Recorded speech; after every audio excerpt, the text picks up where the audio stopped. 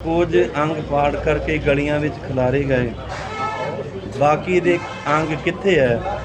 ਬਾਦਲ ਸਰਕਾਰ ਤੇ ਕੈਪਟਨ ਸਰਕਾਰ ਵੱਲੋਂ ਇਸ ਮਸਲੇ ਨੂੰ ਸੁਲਝਾਇਆ ਨਹੀਂ ਗਿਆ।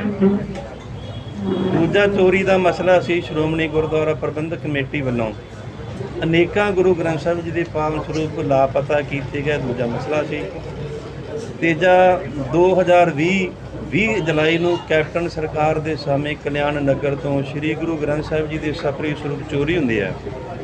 ਇਹਨਾਂ ਤਿੰਨ ਚੋਰੀ ਦੇ ਮੁੱਦਿਆਂ ਨੂੰ ਲੈ ਕਰਕੇ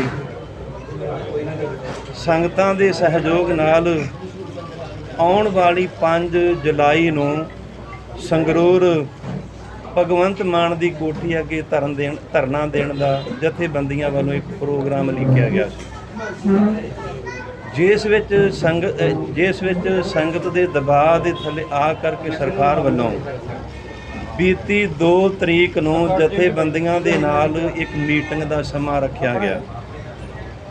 ਇਹ ਜਿਹੜਾ ਮੀਟਿੰਗ ਦਾ ਸਮਾਂ ਰੱਖਿਆ ਗਿਆ ਸੀ, ਇਹ ਚੋਰੀ ਮਸਲੇ ਨੂੰ ਲੈ ਕਰਕੇ ਰੱਖਿਆ ਗਿਆ। ਮੇਥੇ ਟਾਈਮ ਜਾਂ ਮੇਥੀ ਤਰੀਕ ਦੇ ਅਨੁਸਾਰ ਅਸੀਂ ਕੱਲ੍ਹ ਭਗਵੰਤ ਮਾਨ ਦੀ ਕੋਠੀ ਵਿੱਚ ਮੀਟਿੰਗ ਕਰਨ ਵਾਸਤੇ ਪਹੁੰਚੇ। ਜਦੋਂ ਅਸੀਂ ਉੱਥੇ ਪਹੁੰਚੇ, ਉਹਨਾਂ ਨੇ ਸਾਨੂੰ ਆਪਣੇ ਮਸਲੇ ਦੱਸਣ ਵਾਸਤੇ ਕਿਹਾ। ਅਸੀਂ ਉਹਨਾਂ ਦੇ ਨਾਲ ਸਾਂਝੇ ਕੀਤੇ ਆ। ਪਹਿਲਾ ਮਸਲਾ ਸਾਡਾ ਜਿਹੜਾ ਬੁਰਜ ਜਵਾਹਰ ਸਿੰਘ ਵਾਲੇ ਤੋਂ ਗੁਰੂ ਗ੍ਰੰਥ ਸਾਹਿਬ ਦੇ ਪਾਵਨ ਸਰੂਪ ਚੋਰੀ ਹੁੰਦੇ ਆ, ਜਦੋਂ ਇਹ ਸਾਂਝਾ ਕੀਤਾ, ਉਹਨਾਂ ਨੇ ਸਾਡੇ ਨਾਲ ਜਦੋਂ ਅਸੀਂ ਸਾਂਝਾ ਕੀਤਾ, ਉਹਨਾਂ ਨੇ ਦੱਸਿਆ ਕਿ ਇਸ ਚੋਰੀ ਦੇ ਮਸਲੇ ਦੀ ਅਸੀਂ ਸਿੱਟ ਬਣਾਈ ਸੀ ਤੇ ਸਿੱਟ ਨੇ ਇੱਕ ਰਿਪੋਰਟ ਤਿਆਰ ਕੀਤੀ, ਅਸੀਂ ਤੁਹਾਨੂੰ ਸੌਂਪ ਦਿੰਦੇ ਹਾਂ। ਇਹਦੇ ਵਿੱਚ ਕੌਣ ਦੋਸ਼ੀ ਆ, ਕਿਹਦੇ ਕਹਿਣ ਤੇ ਹੋਇਆ, ਕਦੋਂ ਹੋਇਆ, ਸਰੂਪ ਕਿੱਥੇ ਆ, ਇਸ ਰਿਪੋਰਟ ਦੇ ਵਿੱਚ ਲਿਖਿਆ। ਤੁਸੀਂ ਸਾਡੇ ਕੋਲੋਂ ਲੈ ਜਾਓ ਤੇ ਪੜ੍ਹ ਲੈਣੀ। ਜਿਹੜੇ ਦੂਜੇ 2 ਮਸਲੇ ਆ, ਸ਼੍ਰੋਮਣੀ ਗੁਰਦੁਆਰਾ ਪ੍ਰਬੰਧਕ ਕਮੇਟੀ ਵਾਲਾ ਤੇ ਕਲਿਆਣ ਵਾਲਾ, ਇਹਦੇ ਸਾਧ ਸੰਗਤ ਜੀ ਉਹਨਾਂ 3 ਮਹੀਨੇ ਸਮਾਂ ਮੰਗਿਆ ਕਿ 3 ਮਹੀਨੇ ਦਾ ਸਾਨੂੰ ਸਮਾਂ ਦਿੱਤਾ ਜਾਵੇ। ਅਸੀਂ 3 ਮਹੀਨਿਆਂ ਦੇ ਅੰਦਰ ਇਹ ਜਿਹੜੇ 2 ਚੋਰੀ ਦੇ ਮਸਲੇ ਉਹਨਾਂ ਨੂੰ ਸੁਲਝਾਉਣ ਦਾ ਯਤਨ ਕਰਾਂਗੇ। ਪਰ ਕਈਆਂ ਗੁਰਮੁਖਾਂ ਦੇ ਮਨਾਂ ਅੰਦਰ ਇੱਕ ਭੁਲੇਖਾ ਪੈ ਗਿਆ ਕੱਲ੍ਹ ਦੀ ਰਿਪੋਰਟ ਨੂੰ ਲੈ ਕਰਕੇ। ਇਹ ਜਿਹੜੀ ਰਿਪੋਰਟ ਆ, ਕੋਟਕਪੂਰਾ ਗੋਲੀਕਾਂਡ ਜਾਂ ਬਹਿਬਲ ਕਲਾਂ ਗੋਲੀਕਾਂਡ ਦੇ ਨਾਲ ਇਹਦਾ ਸੰਬੰਧ ਨਹੀਂ। ਇਹ ਸਿਰਫ ਚੋਰੀ ਦੇ ਮਸਲੇ ਦੇ ਸੰਬੰਧ ਵਿੱਚ ਆ। ਜਿਵੇਂ ਕਈ ਵੀਰ ਸਾਡੇ ਕਹਿੰਦੇ ਆ ਕਿ ਇਹ ਸਰਕਾਰ ਦੇ ਸੱਦੇ ਤੇ ਮਿਲੀ ਭੁਗਤ ਦੇ ਨਾਲ ਇਹਨਾਂ ਨੂੰ ਰਿਪੋਰਟ ਸੌਂਪੀ ਗਈ ਆ। ਅਸੀਂ ਮੀਡੀਆ ਦੇ ਰਾਹੀਂ ਸੰਗਤਾਂ ਨੂੰ ਦੱਸਣਾ ਚਾਹੁੰਦੇ ਹਾਂ ਕਿ ਸਾਨੂੰ ਇਸ ਰਿਪੋਰਟ ਬਾਰੇ ਪਹਿਲਾਂ ਕੋਈ ਵੀ ਜਾਣਕਾਰੀ ਨਹੀਂ ਸੀ ਕਿ ਰਿਪੋਰਟ ਤਿਆਰ ਹੋਈ ਆ ਜਾਂ ਨਹੀਂ ਹੋਈ। ਇਹਦੇ ਜਦੋਂ ਅਸੀਂ ਮੀਟਿੰਗ ਵਿੱਚ ਬੈਠੇ ਹਾਂ, ਮੀਟਿੰਗ ਦੌਰਾਨ ਜਿਹੜੀ ਉਹਨਾਂ ਨੇ ਕਮੇਟੀ ਬਣਾਈ ਸੀ, ਕਮੇਟੀ ਦੇ ਜਿਹੜੇ ਮੁਖੀ ਸੀ ਪਰਮਾਰ IG ਰਿੰਕ ਦੇ ਅਫਸਰ ਆ, ਉਹਨਾਂ ਨੇ ਮੁੱਖ ਮੰਤਰੀ ਨੂੰ ਸੌਂਪੀ ਆ ਤੇ ਮੁੱਖ ਮੰਤਰੀ ਨੇ ਜਥੇਬੰਦੀਆਂ ਨੂੰ ਦੇ ਦਿੱਤੀ। ਇਸ ਰਿਪੋਰਟ ਬਾਰੇ ਸਾਨੂੰ ਪਹਿਲਾਂ ਕੋਈ ਵੀ ਜਾਣਕਾਰੀ ਨਹੀਂ ਸੀ। ਪਰ ਸੋਸ਼ਲ ਮੀਡੀਆ ਤੇ ਆਪੋ ਆਪਣੇ ਪੇਜ ਤੇ, WhatsApp ਤੇ ਜਾਂ Facebook ਤੇ ਤਰ੍ਹਾਂ ਦੇ ਸਵਾਲ ਕਰਦੇ ਆ ਕਿ ਸਰਕਾਰ ਦੀ ਮਿਲੀ ਭੁਗਤ ਦੇ ਨਾਲ ਇਹਨਾਂ ਨੂੰ ਇਹ ਰਿਪੋਰਟ ਸੌਂਪੀ ਗਈ। ਇਹਦੇ ਬਾਰੇ ਸਾਨੂੰ ਕੋਈ ਪਹਿਲਾਂ ਜਾਣਕਾਰੀ ਨਹੀਂ ਸੀ। ਪਰ ਜਿਹੜਾ ਗੋਲੀਕਾਂਡ ਹੈ, ਬਹਿਬਲ ਕਲਾਂ ਗੋਲੀਕਾਂਡ ਆ ਜਾਂ ਕੋਟਕਪੂਰਾ ਗੋਲੀਕਾਂਡ ਆ, ਇਸ ਰਿਪੋਰਟ ਦਾ ਇਹਨਾਂ ਦੋਵਾਂ ਕਾਂਡਾਂ ਦੇ ਨਾਲ ਕੋਈ ਵੀ ਸੰਬੰਧ ਨਹੀਂ। ਬਾਕੀ ਮੀਡੀਆ ਦੇ ਰਾਹੀਂ ਅਸੀਂ ਸੰਗਤਾਂ ਨੂੰ ਬੇਨਤੀ ਕਰਦੇ ਹਾਂ ਕਿ ਜਿਹੜਾ ਆਪਾਂ 5 ਤਰੀਕ ਨੂੰ ਸੰਗਰੂਰ ਭਗਵੰਤ ਮਾਨ ਦੀ ਕੋਠੀ ਅੱਗੇ ਧਰਨਾ ਦੇਣਾ ਸੀ, ਇਹ 3 ਮਹੀਨੇ ਤੱਕ 90 ਦਿਨ ਤੱਕ ਮੁਲਤਵੀ ਕੀਤਾ ਗਿਆ, ਕਿਉਂਕਿ ਸਰਕਾਰ ਨੇ ਸਾਡੇ ਤੋਂ 3 ਮਹੀਨਿਆਂ ਦਾ ਸਮਾਂ 90 ਦਿਨ ਦਾ ਸਮਾਂ ਮੰਗਿਆ। ਸਮਾਂ ਪੂਰਾ ਹੋਣ ਤੋਂ ਸਰਕਾਰ ਦੀ ਕਿਸ ਤਰ੍ਹਾਂ ਦੀ ਕਾਰਗੁਜ਼ਾਰੀ ਹੁੰਦੀ ਆ, ਸਾਡੇ ਹੱਕ ਵਿੱਚ ਹੁੰਦੀ ਆ, ਸਾਡੇ ਉਲਟ ਹੁੰਦੀ ਆ, ਜਾਂ ਨਿਰਪੱਖ ਹੁੰਦੀ ਆ, ਪੱਖ ਵਿੱਚ ਨਹੀਂ ਹੁੰਦੀ, ਉਹ 3 ਮਹੀਨਿਆਂ ਤੋਂ ਬਾਅਦ ਜੋ ਸਰਕਾਰ ਦੀ ਰਿਪੋਰਟ ਆਵੇਗੀ ਸੰਗਤਾਂ ਦੇ ਨਾਲ ਸਾਂਝੀ ਕਰਾਂਗੇ। ਜੇਕਰ ਸਾਡੇ ਹੱਕ ਵਿੱਚ ਸਾਡੀ ਸੰਤੁਸ਼ਟੀ ਨਹੀਂ ਹੁੰਦੀ, 3 ਮਹੀਨਿਆਂ ਤੋਂ ਬਾਅਦ 90 ਦਿਨ ਦਾ ਸਮਾਂ ਬੀਤਣ ਤੋਂ ਬਾਅਦ ਅਗਲੀ ਮੋਰਚੇ ਦੀ ਸੰਘਰਸ਼ ਦੀ ਰੂਪਰੇਖਾ ਤਿਆਰ ਕੀਤੀ ਜਾਏਗੀ। ਇਹੀ ਸਾਡਾ ਮੀਡੀਆ ਦੇ ਰਾਹੀਂ ਦੱਸਣ ਦਾ, ਇੱਕ ਸੰਗਤਾਂ ਦੇ ਰੂਬਰੂ ਹੋਣ ਦਾ ਸਾਡਾ ਅੱਜ ਦਾ ਇਹ ਮੀਡੀਆ ਦੇ ਰਾਹੀਂ ਸਾਡਾ ਇਹ ਪ੍ਰੋਗਰਾਮ ਸੀ ਕਿ ਕਈਆਂ ਦੇ ਮਨਾਂ ਵਿੱਚ ਭੁਲੇਖੇ ਪੈ ਗਿਆ शायद गोली कांड की बरगाड़ी कांड की ये रिपोर्ट है गुरमुखो, ਉਹਦੇ ਨਾਲ ਇਹਦਾ ਕੋਈ ਸੰਬੰਧ ਨਹੀਂ।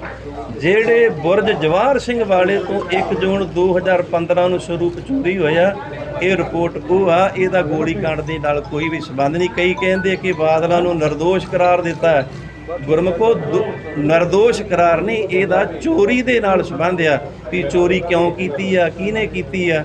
ਅਜੇ ਤੱਕ ਅਸੀਂ ਰਿਪੋਰਟ ਪੜ੍ਹੀ ਨਹੀਂ। ਜਦੋਂ ਸਾਰੀ ਰਿਪੋर्ट ਪੜਾਂਗੇ ਵਿਚਾਰਾਂਗੇ ਫਿਰ ਅਸੀਂ ਜਨਤਕ ਉਹਨਾਂ ਨੂੰ ਜ਼ਰੂਰ ਕਰਾਂਗੇ। ਚੋਰੀ ਕਰਨ ਤੋਂ ਬਾਅਦ ਉਹਨਾਂ ਨੇ ਅੰਗ ਪਾੜ ਕੇ ਗਲੀਆਂ ਵਿੱਚ ਖਿਲਾਰੇ, ਪੋਸਟਰ ਲਾਏ, ਫਿਰ ਸੰਗਤਾਂ ਨੇ ਸ਼ਾਂਤਮਈ ਤਰੀਕੇ ਦੇ ਨਾਲ ਧਰਨਾ ਦਿੱਤਾ, ਉੱਥੇ ਗੋਲੀ ਚੱਲੀ ਆ। ਇੱਕ ਵੱਖਰਾ ਵਿਸ਼ਾ ਸਾਡਾ ਚੋਰੀ ਦੇ ਨਾਲ ਸੰਬੰਧ, ਅਸੀਂ ਚੋਰੀ ਹੋਏ ਸਰੂਪ ਦੀ ਗੱਲ ਕਰਦੇ। ਅਸੀਂ ਜਿਹੜੀ ਰਿਪੋਰਟ ਦਿੱਤੀ ਉਹ ਵੀ ਚੋਰੀ ਦੀ ਦਿੱਤੀ ਹੈ। ਅਸੀਂ ਜਿਹੜਾ ਮੁੱਖ ਮੁੱਦਾ ਉੱਥੇ ਲੈ ਕੇ ਗਏ ਨਾ, ਉਹ ਇਹਨਾਂ ਨੇ ਸਪਸ਼ਟ ਭਾਈ ਸਾਹਿਬ ਨੇ ਕਰਤਾ। ਉਹ ਇਹੀ ਹੈ ਕਿ ਇਹ ਜਿਹੜਾ ਬਰਗਾੜੀ ਵਾਲਾ ਇਸ਼ੂ ਹੈ ਇਹ ਵੱਖਰਾ ਇਸ਼ੂ ਹੈ, ਕਿਉਂਕਿ ਸਾਡੇ 3 ਏਜੰਡੇ ਸੀਗੇ। ਇੱਕ ਤਾਂ 328 ਸਰੂਪਾਂ ਵਾਲਾ ਵੀ ਉਹ 'ਚ ਕੋਈ ਇਨਸਾਫ ਮਿਲਣਾ ਚਾਹੀਦਾ। ਇੱਕ ਜਿਹੜਾ ਪਿੰਡ ਕਲਿਆਣ ਜ਼ਿਲ੍ਹਾ ਪਟਿਆਲੇ ਤੋਂ ਛੋਟਾ ਸਰੂਪ ਚੋਰੀ ਹੋਇਆ ਸੀਗਾ, ਉਹਦੇ ਸਬੰਧ ਦੇ ਵਿੱਚ ਇਹਨਾਂ ਨੇ 2 ਮਹੀਨੇ ਉਸ ਟਾਈਮ ਧਰਨਾ ਲਾਈ ਰੱਖਿਆ। ਪ੍ਰਸ਼ਾਸਨ ਨੇ ਇਹਨਾਂ ਨੂੰ ਵਿਸ਼ਵਾਸ ਦਿਵਾਇਆ, ਜਥੇਬੰਦੀਆਂ ਨੂੰ ਵਿਸ਼ਵਾਸ ਦਿਵਾਇਆ ਕਿ ਅਸੀਂ ਉਹ ਸਰੂਪ ਲੱਭ ਕੇ ਛੇਤੀ ਸੰਗਤਾਂ ਦੇ ਸਾਹਮਣੇ ਲਿਆਵਾਂਗੇ, ਪਰ ਉਹ ਨਹੀਂ ਲਿਆਂਦਾ ਗਿਆ। ਅਸੀਂ ਸਾਡਾ ਮੇਨ ਮੁੱਦਾ ਇੱਕ ਉਹ ਸੀ, ਇੱਕ 328 ਵਾਲਾ। ਜਦੋਂ ਉੱਥੇ ਗਏ ਇੱਕ ਇਹ ਸੀ ਵੀ ਜਿਹੜਾ ਬਰਗਾੜੀ 'ਚੋਂ ਸਰੂਪ ਚੋਰੀ ਆ, ਕੁਝ ਅੰਗ ਤਾਂ ਬਰਗਾੜੀ ਦੀਆਂ ਗਲੀਆਂ ਦੇ ਵਿੱਚ ਖਿਲਾਰ ਤੇ ਬੁਰਜ ਜਵਾਹਰ ਸਿੰਘ ਵਾਲੇ ਸਰੂਪ ਦੇ, ਤੇ ਜਿਹੜੇ ਬਚੇ ਅੰਗ ਸੀ ਉਹ ਕਿੱਥੇ ਆ। ਜਦੋਂ ਅਸੀਂ ਟੇਬਲ ਤੇ ਬੈਠੇ ਆ, ਅਸੀਂ ਧਰਨਾ ਲਾਉਣ ਦਾ ਐਲਾਨ ਪਹਿਲਾਂ ਕਰਤਾ ਸੀਗਾ ਤੁਹਾਡੇ ਸਾਹਮਣੇ ਇੱਥੇ ਪ੍ਰੈਸ ਕਾਨਫਰੰਸ ਕਰਕੇ। ਉਹਨਾਂ ਨੇ ਸਾਨੂੰ ਸੱਦਾ ਦਿੱਤਾ ਵੀ ਤੁਸੀਂ ਧਰਨਾ ਲਾ ਕੇ ਵੀ ਜਿਹੜੀ ਸਾਡੇ ਨਾਲ ਗੱਲ ਕਰਨੀ ਹੈ ਉਹ ਪਹਿਲਾਂ ਹੀ ਕਰ ਲਓ, ਅਸੀਂ ਤੁਹਾਡੇ ਮੁੱਦੇ ਹੱਲ ਕਰਨ ਵਾਸਤੇ ਤਿਆਰ ਹਾਂ, ਸਾਡੇ ਨਾਲ ਬੈਠੋ। ਜੇ ਤੁਹਾਡੀ ਨਾ ਤਸੱਲੀ ਹੋਈ ਆਪਦਾ ਧਰਨਾ ਲਾ ਲਿਆ ਜੋ। ਅਸੀਂ ਜਦੋਂ ਉੱਥੇ ਉਹਨਾਂ ਨਾਲ ਮੁਲਾਕਾਤ ਕਰਨ ਵਾਸਤੇ ਸੀਐਮ ਨਾਲ ਪਹੁੰਚੇ, ਉਹਨਾਂ ਨੇ ਜਿਹੜੇ ਸਿੱਟ ਦੇ ਸਾਰੇ ਅਫਸਰ ਸੀਗੇ ਉੱਥੇ ਬੁਲਾਏ ਹੋਏ ਸੀ ਸਾਡੇ ਜਾਂਦਿਆਂ ਨੂੰ, ਤੇ ਜਦੋਂ ਇਹ ਗੱਲ ਚੱਲੀ ਜਿਹੜਾ ਤਾਂ ਮੁੱਦਾ ਸੀਗਾ ਕਲਿਆਣ ਪਿੰਡ ਵਾਲਾ, ਉਹ 'ਤੇ ਤਾਂ ਉਹਨਾਂ ਨੇ 3 ਮੈਂਬਰੀ ਇੱਕ ਸਿੱਟ ਬਣਾਤੀ। ਆਉਣ ਵਾਲੇ 2-3 ਦਿਨਾਂ ਦੇ ਵਿੱਚ ਉਹਦਾ ਉਹ ਐਲਾਨ ਕਰਨਗੇ, ਮੀਡੀਆ ਨੂੰ ਉਹ ਦੱਸਣਗੇ ਉਹਦੇ ਬਾਰੇ।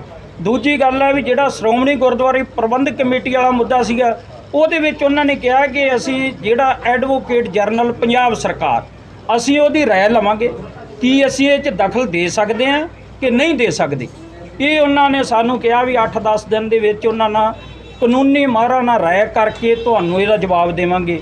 ਤੇ ਜਦੋਂ ਉਹ ਗੱਲ ਚੱਲ ਪਈ ਵੀ ਜਿਹੜਾ ਸਰੂਪ ਬੁਰਜ ਜਵਾਹਰ ਸਿੰਘ ਵਾਲੇ ਤੋਂ ਚੋਰੀ ਹੋਇਆ, ਉਹਦੇ ਕੁਝ ਅੰਗ ਪਾੜ ਕੇ ਖਿਲਾਰ ਤੇ ਬਾਕੀ ਕਿੱਥੇ ਆ, ਉਹ ਉਹਨਾਂ ਨੇ ਪਰਮਾਰ ਸਾਹਿਬ ਨੂੰ ਕਿਹਾ ਸੀਐਮ ਨੇ ਵੀ ਦੱਸੋ ਜੀ ਇਹਨਾਂ ਨੂੰ, ਇਹਨਾਂ ਦੀ ਤਸੱਲੀ ਕਰਾਓ।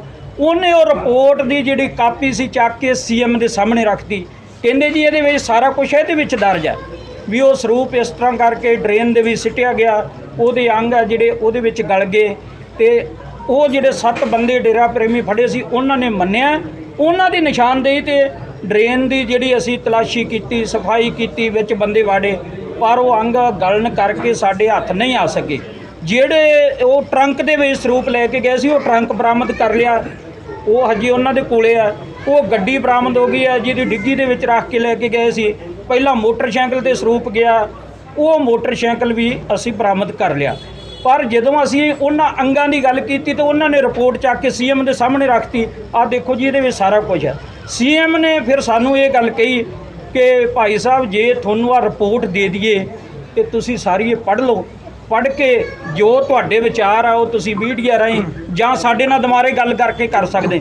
ਰਿਪੋਰਟ ਇਸ ਤਰ੍ਹਾਂ ਸਾਨੂੰ ਉਹ ਸੌਂਪੀ ਗਈ, ਨਾ ਕਿ ਸਾਨੂੰ ਸਪੈਸ਼ਲ ਰਿਪੋਰਟ ਦੇਣ ਵਾਸਤੇ ਸੱਦਿਆ ਗਿਆ, ਕਿਉਂਕਿ ਸਾਡਾ ਤਾਂ ਉਹ ਰਿਪੋਰਟ ਲੈਣ ਦਾ ਕੋਈ ਮਕਸਦ ਹੈ ਨਹੀਂ ਸੀਗਾ। ਸਰਕਾਰਾਂ ਜੇ ਸਿੱਖਾਂ ਦੀਆਂ ਭਾਵਨਾਵਾਂ ਨਾਲ ਖੇਡਦੀਆਂ ਤਾਂ ਪਹਿਲਾਂ ਬਾਦਲ ਸਰਕਾਰ ਇਹ ਭਾਵਨਾਵਾਂ ਨਾਲ ਖੇਡਣ ਕਰਕੇ ਗਈ ਹੈ ਕਿ ਅੱਜ ਉਹਨਾਂ ਦੀ ਹਾਲਤ ਦੇਖ ਲਓ ਵੀ ਬੀਜੇਪੀ ਨਾਲ ਵੀ ਪਿੱਛੇ ਚਲੇ ਗਏ ਆ।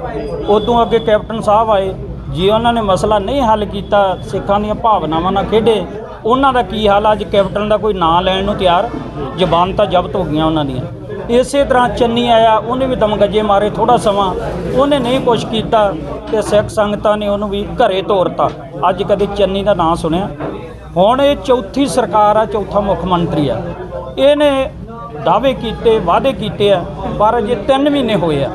ਇਸ ਕਰਕੇ ਇਹ ਕਹਿੰਦਾ ਹੈ ਵੀ ਮੈਂ ਜਿਹੜੇ ਮਸਲੇ ਹੱਲ ਕਰੂੰਗਾ, ਇਹ ਇਨਸਾਫ ਦੇਵਾਂਗਾ। ਜੇ ਇਹ ਇਨਸਾਫ ਨਾ ਦੇਣਗੇ ਫਿਰ ਬਾਦਲਾਂ ਦਾ, ਚੰਨੀ ਦਾ, ਕੈਪਟਨ ਦਾ ਹਸ਼ਰ ਇਹਨਾਂ ਨੂੰ ਵੀ ਯਾਦ ਰੱਖਣਾ ਚਾਹੀਦਾ।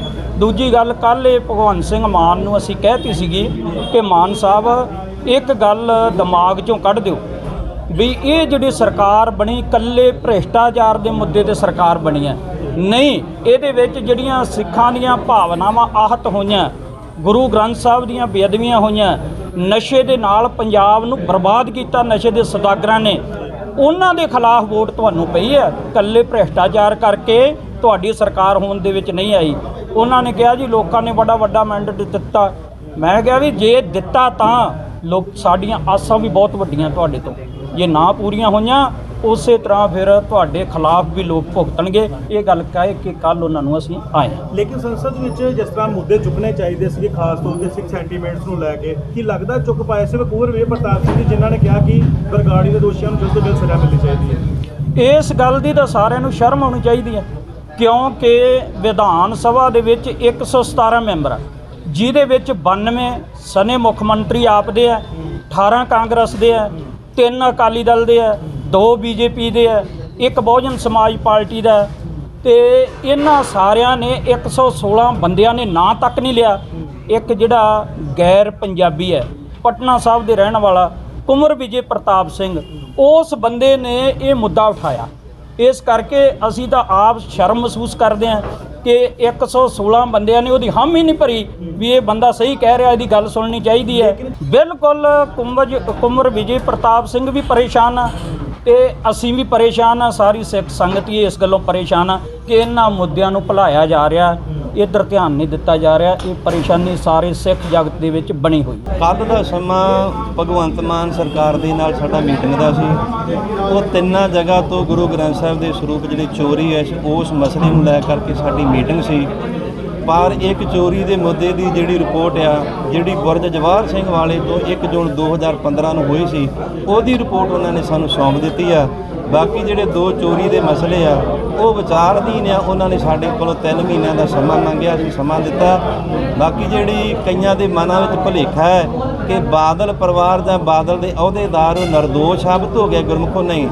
ਇਹ ਚੋਰੀ ਦਾ ਮਸਲਾ, ਚੋਰੀ ਵਾਲਾ ਕਾਂਡ ਹੈ। ਬਾਕੀ ਜਿਹੜਾ ਕੋਟਕਪੂਰਾ ਕਾਂਡ ਆ, ਬਹਿਬਲ ਕਲਾਂ ਕਾਂਡ ਆ, ਗੋਲੀ ਕਾਂਡ ਆ, ਉਹ ਵੱਖਰਾ, ਉਹ ਇੱਕ ਵੱਖਰੀ ਜਾਂਚ ਕਮੇਟੀ ਆ, ਉਹਨਾਂ ਦੀ ਰਿਪੋਰਟ ਇੱਕ ਵੱਖਰੀ ਆ। ਉਸ ਰਿਪੋਰਟ ਦਾ ਇਹਦੇ ਨਾਲ ਕੋਈ ਵੀ ਸੰਬੰਧ ਨਹੀਂ। ਜਿਹੜੇ ਸਾਨੂੰ ਕਹੀ ਜਾਂਦੇ ਨਾ ਕਿ ਬਾਦਲ ਪਰਿਵਾਰ ਨਿਰਦੋਸ਼ ਹੋ ਗਿਆ, ਨਹੀਂ, ਬਾਦਲ ਪਰਿਵਾਰ ਦੋਸ਼ੀ ਸੀ ਤੇ ਦੋਸ਼ੀ ਰਹੂਗਾ। ਇਹ ਗੋਲੀ ਕਾਂਡ ਦੇ ਵਿੱਚ ਸੁਖਬੀਰ ਬਾਦਲ, ਸੁਮੇਧ ਸੈਣੀ ਤੇ ਸਰਸੇਵਾਲ ਸਾਰੇ ਦੋਸ਼ੀ ਆ। ਇਹਨਾਂ ਨੂੰ ਨਿਰਦੋਸ਼ ਆਪਾਂ ਕਦੇ ਵਾਸਤੇ ਨਹੀਂ ਕਹਿ ਸਕਦੇ। ਇਸ ਕਰਕੇ ਸਾਡਾ ਅੱਜ ਦਾ ਪੱਤਰਕਾਰ ਮੀਟਿੰਗ ਦੇ ਨਾਲ ਇਹੀ ਸਾਡਾ ਮਸਲਾ। ਅਸੀਂ ਦਾਅਵਾ ਕਰਦੇ ਤੁਸੀਂ ਮੀਡੀਆ ਵਾਲੇ ਸਾਡਾ ਸਾਥ ਦਿਓ ਤਾਂ ਆਪਾਂ ਕਦੇ ਵਾਸਤੇ ਇਹਨਾਂ ਨੂੰ ਭੁੱਲਣ ਨਹੀਂ ਦੇਵਾਂਗੇ, ਨਾ ਭੁੱਲੇ ਆ ਤੇ ਨਾ ਕਦੇ ਵਾਸਤੇ ਇਹਨਾਂ ਨੂੰ ਸਰਕਾਰਾਂ ਨੂੰ ਭੁੱਲਣ ਦੇਵਾਂਗੇ। ਮੀਡੀਆ ਵਾਲੇ ਸਾਰਾ ਸਾਥ ਦੇਣਗੇ। ਲੇਕਿਨ 12 ਘੰਟਿਆਂ ਦੇ ਵਿੱਚ ਕਹਿੰਦੇ ਸੀ ਬਰਗਾੜੀ ਦੇ ਦੋਸ਼ੀਆਂ ਨੂੰ ਸਜ਼ਾ ਮਿਲ ਜਾਏਗੀ ਜੇ ਕੁੰਵਰ ਪ੍ਰਤਾਪ ਸਿੰਘ ਦੀ ਰਿਪੋਰਟ ਚੁੱਕ ਲਈ ਜਾਵੇ। ਵੇਖੋ, ਇਹਦੇ ਵਿਚਾਰ ਦਾ ਵਿਸ਼ਾ ਨਾ 12 ਘੰਟੇ ਦੇ ਬਹੁਤ ਦੂਰ ਆ। ਜਿਹੜਾ ਇਹੋ ਜਿਹੀਆਂ ਜਾਂਚਾਂ ਪੜਤਾਲਾਂ ਉਹਨਾਂ 'ਤੇ ਸਮਾਂ ਜ਼ਰੂਰ ਲੱਗਦਾ, ਪਰ ਆਪਾਂ ਕਿਸੇ ਨਾਲ ਜਿੱਦ ਨਹੀਂ ਕਰਦੇ। ਇਹ ਜਾਂਚ ਦਾ ਵਿਸ਼ਾ ਸਰਕਾਰਾਂ ਦਾ ਜਾਂ ਪ੍ਰਸ਼ਾਸਨ ਦਾ ਜਾਂਚ ਦਾ ਵਿਸ਼ਾ ਹੁੰਦਾ, ਜਿਵੇਂ ਉਹਨਾਂ ਨੂੰ ਚੰਗਾ ਲੱਗਦਾ ਉਹ ਕਰਦੇ ਆ, ਪਰ ਅਸੀਂ ਕਿਸੇ ਤੇ ਕਿੰਤੂ ਨਹੀਂ ਕਰਦੇ। ਉਹਨਾਂ ਨੂੰ ਜਾਂਚ ਪੜਤਾਲ ਜ਼ਰੂਰ ਕਰਨੀ ਚਾਹੀਦੀ ਹੈ। ਜਿਹੜੀ ਰਿਪੋਰਟ ਤੁਹਾਨੂੰ ਕਿਉਂ, ਕਦੋਂ ਤੱਕ ਤੁਸੀਂ ਪੜ੍ਹ ਲਓਗੇ ਤੇ ਕਦੋਂ ਤੱਕ ਦੁਬਾਰਾ ਅਸੀਂ ਪੜ੍ਹਾਂਗੇ, ਵਿਚਾਰਾਂਗੇ, ਛੇਤੀ ਅਸੀਂ ਮੀਡੀਆ ਦੇ ਰਾਹੀਂ ਸੰਗਤਾਂ ਦੇ ਨਾਲ ਸਾਂਝੀ ਜ਼ਰੂਰ ਕਰਾਂਗੇ।